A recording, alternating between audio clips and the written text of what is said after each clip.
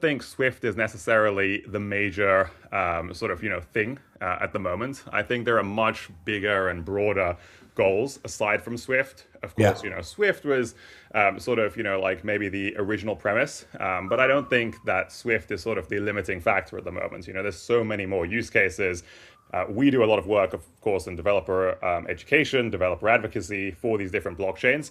And where we see the XRP ledger and Ripple really standing out is really on the institutional side, and really actually getting those financial use cases built out on the XRPL. We hosted a big hackathon with them, a couple actually last year. Nice. One in Hong Kong at Consensus, of course, and we hosted a big one together with them in Singapore around Apex, which is their annual developer conference.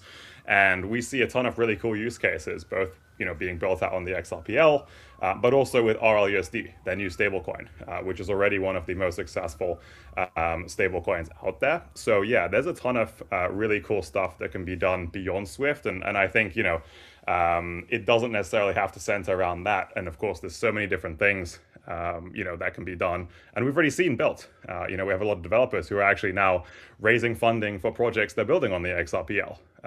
And I think there's a lot of renewed interest as well amongst investors for what's getting built on the XRP ledger. And in part because of the work we've been doing to get developers to the block. Really, what we see there is, sort of a really land and expand play. So obviously, Ripple started with XRP.